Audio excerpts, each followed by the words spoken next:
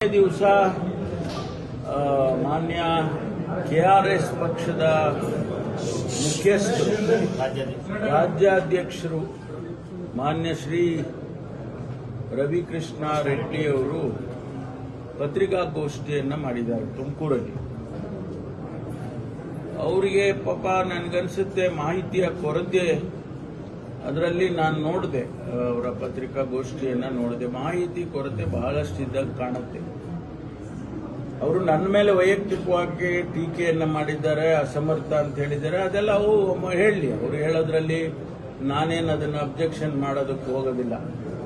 ನನ್ನ ಅಸಮರ್ಥತೆ ಸಮರ್ಥತೆ ಇದೆಲ್ಲ ನಮಗೆ ಜನ ತೀರ್ಮಾನ ಮಾಡ್ತಾರೆ ಅಥವಾ ವ್ಯವಸ್ಥೆ ತೀರ್ಮಾನ ಮಾಡುತ್ತೆ. ಅದ್ರ ಬಗ್ಗೆ ನಾನು ಟೀಕೆ ಮಾಡೋಕ್ಕೂ ಹೋಗೋದಿಲ್ಲ. ಆದರೆ ತುಮಕೂರಿಗೆ ಬಂದು ತುಮಕೂರಿನ ಅನೇಕ ವಿಚಾರಗಳನ್ನು ಮಾತಾಡಿದ್ದಾರೆ, ಅಭಿವೃದ್ಧಿಗಳ ವಿಚಾರ ಮಾತಾಡಿದ್ದಾರೆ, ವೈದ್ಯಕೀಯ ಕಾಲೇಜು, ಸರ್ಕಾರಿ ವೈದ್ಯಕೀಯ ಕಾಲೇಜಿನ ವಿಚಾರ ಮಾತಾಡಿದ್ದಾರೆ. ಪಾಪ ಅವ್ರಿಗೆ ಗೊತ್ತಿಲ್ಲ ನಾವು ತುಮಕೂರಿನಲ್ಲಿ ಏನೆಲ್ಲ ಅಭಿವೃದ್ಧಿ ಆಗಿದೆ ಅನ್ನೋದನ್ನ ಮುಂದಿನ ದಿನದಲ್ಲಿ ನಾನು ಒಂದು ಹ್ಯಾಂಡ್ಔಟ್ಸ್ನೇ ಬಿಡುಗಡೆ ಮಾಡ್ತೇನೆ. ಯಾಕೆಂದ್ರೆ ನೋಡಿ, ವೈದ್ಯಕೀಯ ಕಾಲೇಜನ್ನ, ಸರ್ಕಾರಿ ವೈದ್ಯಕೀಯ ಕಾಲೇಜನ್ನ ಮಾಡಬೇಕು ಅನ್ನೋ ಉದ್ದೇಶಕ್ಕೇನೆ ನಾವು ಇವತ್ತು 130 ಕೋಟಿ ರೂಪಾಯಿ ಆಸ್ಪತ್ರೆಯನ್ನ, ಹಳೆ ಆಸ್ಪತ್ರೆಯನ್ನು ಹೊಡೆದು ಕಟ್ಟೋದಕ್ಕೆ ಹೊರಟಿದ್ದೀವಿ. ಆಮೇಲೆ ಆ ದುಡ್ಡು ಕೂಡ ಸೆಪ್ಟೀಸಲ್ಲಿ ಬಂದಿದೆ. ಏನೋ ಅವರು ಹೇಳಿದ್ದಾರೆ, ಅದನ್ನು ಹಣನೇ ಉಪಯೋಗ ಮಾಡಿಲ್ಲ ಅಂತ ಹೇಳಿದ್ದಾರೆ. ಆಮೇಲೆ 3 ತಾಲೂಕು, ಚಿಕ್ಕನಾಯಕನಹಳ್ಳಿ, ಆಮೇಲೆ ತಿಪ್ಟೂರು, ಗುಬ್ಬಿ, 3 ಮೈನಿಂಗ್ ತಾಲೂಕು ಅಂತ. ಆ ಮೈನಿಂಗ್ ತಾಲೂಕಲ್ಲಿ ದುಡ್ಡೇ ಖರ್ಚು ಮಾಡಿಲ್ಲ ಅಂತ 100 ಕೋಟಿ ರೂಪಾಯಿ ಈಗಾಗಲೇ ಅಪ್ರೂವಲ್ ಮಾಡಿ ಆ ಸೆಪ್ಟೀಸ್ ಇದರದ್ದು ಅಧ್ಯಕ್ಷರಿದ್ದಾರಲ್ಲ ಮಾನ್ಯ ಜಸ್ಟಿಸ್ ಸುದರ್ಶನ್ ರೆಡ್ಡಿ ಅವರು ಅಪ್ರೂವ್ ಮಾಡಿ ಕೊಟ್ಟಿದ್ದಾರೆ. ಆ ಕೆಲಸಗಳು ನಡೀತಾ ಇದೆ. ಅದು ಆಯಾಯ ಕ್ಷೇತ್ರದ ಶಾಸಕರೇ ತೀರ್ಮಾನ ಮಾಡಿದ್ದಾರೆ, ನಮ್ಮ ಕ್ಷೇತ್ರಕ್ಕೆ ಏನು ಬೇಕು ಅನ್ನೋದು ತೀರ್ಮಾನ ಮಾಡಿದ್ದಾರೆ. ಆ ಗೈಡ್ಲೈನ್ಸ್ ಕೊಟ್ಟಿದ್ದಾರೆ. ಎಜುಕೇಷನ್ಗೆ, ಹೆಲ್ತ್ಗೆ, ರೂರಲ್ ಡೆವಲಪ್ಮೆಂಟ್ಗೆ, ಫಾರೆಸ್ಟ್ಗೆ, ಅಂದರೆ ಎನ್ವಿರಾನ್ಮೆಂಟಲ್ ಇದಕ್ಕೆ ಈ ರೀತಿ ಗೈಡ್ಲೈನ್ಸ್ ಕೊಟ್ಟು ಆ ಗೈಡ್ಲೈನ್ಸ್ ಒಳಗಡೆನೆ ಹಣ ಖರ್ಚು ಮಾಡಬೇಕು ಅಂತ ಹೇಳಿದ್ದಾರೆ. ಅದರಲ್ಲಿ ಮಾಡಿದ್ದಾರೆ. ಆ 3 ತಾಲೂಕು ನಾನು ಅವರಿಗೆ ಪರ್ಸನಲ್ ಆಗಿ ಭೇಟಿ ಮಾಡಿ ನೋಡಿ, ಆರೋಗ್ಯದ ದೃಷ್ಟಿಯಿಂದ, ಶಿಕ್ಷಣದ ದೃಷ್ಟಿಯಿಂದ ಜಿಲ್ಲೆನೇ ಒಂದು ಯೂನಿಟ್ ಅಂತ ತಗೊಳ್ಳಿ. ಬರೇ 2,000 ಕೋಟಿನ ತಗೊಂಡು ಬರೇ 3 ತಾಲೂಕಿಗೆ ಖರ್ಚು ಮಾಡಿದ್ರೆ ಆವಾಗ ತಾರತಮ್ಯ ಆಗುತ್ತೆ, ಬೇರೆ ತಾಲೂಕುಗಳಿಗೆ ಡೆವಲಪ್ಮೆಂಟ್ ಆಗೋದಿಲ್ಲ. ಅದಕ್ಕೋಸ್ಕರ ನೀವು 2 ಕ್ಷೇತ್ರ ಅಂತೂ ಎಜುಕೇಷನ್ ಅಂಡ್ ಹೆಲ್ತ್ ನಮಗೆ ಪರ್ಮಿಷನ್ ಕೊಡಿ ಅಂತ ಕೇಳ್ಕೊಂಡಿದ್ದಾರೆ. ಅವರು ಕೊಟ್ಟಿದ್ದಾರೆ. ಈಗ ಕೆಲಸಗಳು ಪ್ರಾರಂಭ ಆಗಿದೆ. ಎಲ್ಲ 3 ಕ್ಷೇತ್ರದಲ್ಲೂ ಆಗಿದ್ದಾವೆ. ಈಗ ಜಿಲ್ಲೆ ಒಳಗೂ ಕೂಡ ಪ್ರಾರಂಭ ಆಗುತ್ತೆ. ಪಾಪ ಇವ್ರಿಗೆ ಯಾರೇನು ಹೇಳಿದ್ರೋ ಗೊತ್ತಿಲ್ಲ. ನಾವು ಸರ್ಕಾರಿ ಕಾಲೇಜ್ ಮಾಡೋದಕ್ಕೆ ಅಡ್ಡ 20 ಎಕರೆ ಭೂಮಿ, ಆಗ ಹೊಸದಾಗಿ ಏನು ರಿಂಗ್ ರೋಡ್ ಬರುತ್ತೆ ಅಲ್ಲಿ ನಾವು ಈ ಕಾಲೇಜ್ ಮಾಡೋದಕ್ಕೆ ಕೂಡ ಹಾಸ್ಟೆಲ್ಸ್ಗಳು ಮುಂದಿನ ದಿನದಲ್ಲಿ ಮಾಡೋದಕ್ಕೆ ಅನುಕೂಲ ಆಗುತ್ತೆ ಅಂತ ಅಲ್ಲಿ ಜಾಗನ ಗುರುತಿಸಿದ್ದೀವಿ. ಈ ಆಸ್ಪತ್ರೆ ಆದರೆ 450 ಬೆಡ್ ಆಸ್ಪತ್ರೆ ಆಗುತ್ತೆ. ಈಗಾಗಲೇ ಇನ್ನು ನಾವು ಮಹಿಳಾ ಮತ್ತು ಮಕ್ಕಳ ಆಸ್ಪತ್ರೆ, ಕ್ಯಾನ್ಸರ್ ಆಸ್ಪತ್ರೆ, ಟ್ರಾಮಾ ಸೆಂಟರ್ ಇದೆಲ್ಲ ಸೇರಿದ್ರೆ ಅದೊಂದು 300-400 ಬೆಡ್ ಆಗುತ್ತೆ. ಆಗ ನಮಗೆ ಮೆಡಿಕಲ್ ಕಾಲೇಜ್ ಮಾಡೋದಕ್ಕೆ ಸಾಧ್ಯ ಆಗುತ್ತೆ. ಇದು ಪಾಪ ಅವರಿಗೆ ಗೊತ್ತಿಲ್ಲ. ನಾವು ಅವ್ರಿಗೆ ಯಾರಿಗೂ ಹೇಳಕ್ ಹೋಗಲಿಲ್ಲ. ಅದರಿಂದ ಅದು ಒಂದು ಭಾಗ. ಆಮೇಲೆ ಅನಾವಶ್ಯಕವಾಗಿ ಅಧಿಕಾರಿಗಳ ಮೇಲೆ ಆಪಾದನೆ ಮಾಡೋದನ್ನ ನಾನು ಟೀಕೆ ಮಾಡಕ್ ಹೋಗಲ್ಲ. ಅವರಿಗೆ ರೈಟ್ಸ್ ಇದೆ, ಮಾಡಲಿ. ಅದಕ್ಕೆ ಜಿಲ್ಲಾಧಿಕಾರಿಗಳಿರ್ಬೋದು, SP ಅವರಿರ್ಬೋದು, ಇಡೀ ಜನಸಮುದಾಯಕ್ಕೆ ಗೊತ್ತಿದೆ ಏನ್ ಕೆಲಸ ಮಾಡಿದ್ದಾರೆ, ಅವರೆಲ್ಲ ಏನ್ ಮಾಡ್ತಾ ಇದ್ದಾರೆ ಅಂತ. ಇಲ್ಲ ಅವ್ರ ಮೇಲೆ ಸ್ಪೆಸಿಫಿಕ್ ಆಗಿ ಕರಪ್ಷನ್ ಚಾರ್ಜಸ್ ಇದ್ರೆ ಅಥವಾ ಇನ್ನೇನಾದ್ರೂ ಮ್ಯಾನಿಪುಲೇಟ್ ಮಾಡಿದ್ರೆ ಅದನ್ನ ನಾವು ಸರ್ಕಾರ ಗಮನಿಸುತ್ತೆ. ಅರೆಸ್ಟ್ ಮಾಡಿದ್ರು ಬಿಡಿ, ಅದು ನೋಡಿ, ಯಾರು ಉದ್ದೇಶಪೂರ್ವಕವಾಗಿ ಮಾಡಲಿಲ್ಲ. ಅವತ್ತು ಅವ್ರು ಬಂದ್ರು. ಈಗ ನಾವು ಮಾಡಿದ್ದೇ ಅಹವಾಲನ್ನು ಸ್ವೀಕಾರ ಮಾಡಕ್ಕಲ್ವಾ?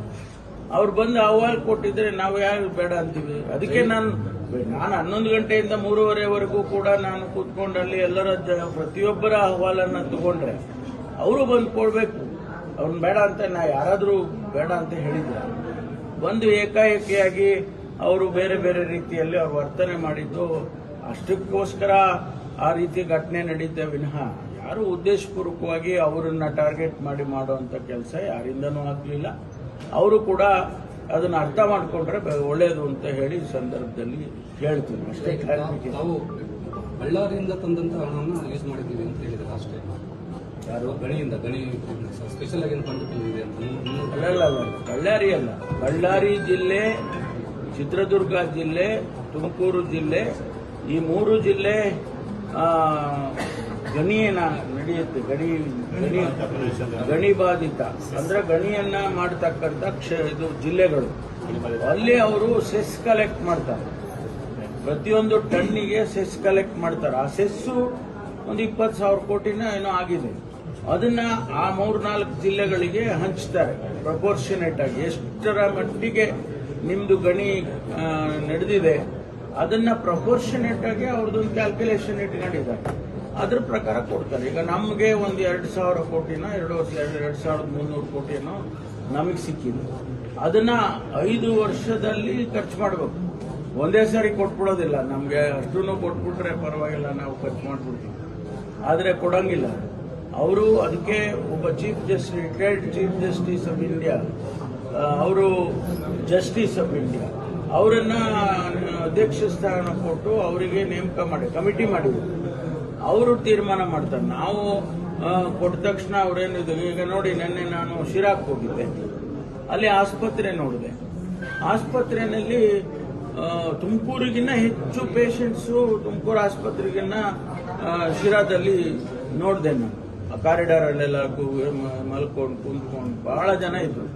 ನನ್ಗನ್ನಿಸ್ತು, ಏನಪ್ಪ ಇಷ್ಟೊಂದು ಇದಿದೆ, ಇನ್ನೊಂದು ಆಸ್ಪತ್ರೆ ಕಟ್ಟಿದ್ರೆ ಒಳ್ಳೇದು.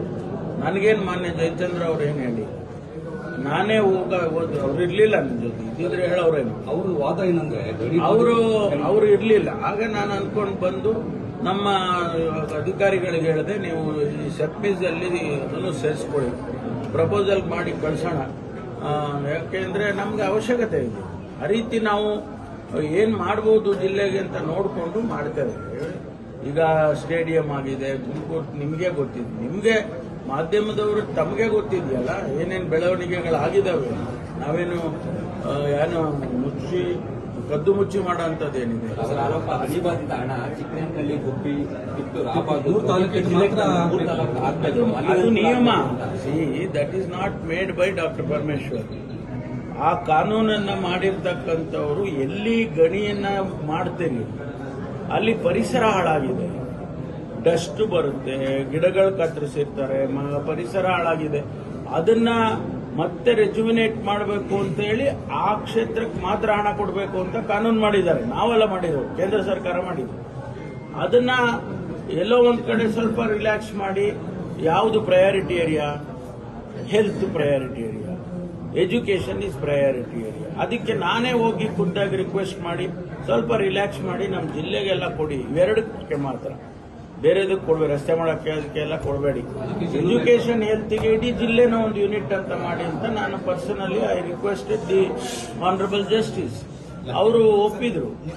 ಅವರು ಕಾರ್ಯಕರ್ತರು ಕೇಸ್ ಹಾಕಿದ್ರ ಕಾರಣಕ್ಕೆ ನಿಮ್ಮ ಟಾರ್ಗೆಟ್ ಸೋಷಿಯಲ್ ಮೀಡಿಯಾ ಇಲ್ಲಪ್ಪ, ನನಗೆ ಯಾವ ಉದ್ದೇಶಕ್ಕೆ ಅವರು ಆ ರೀತಿ ಮಾತಾಡಿದಾರೋ ಗೊತ್ತಿಲ್ಲ.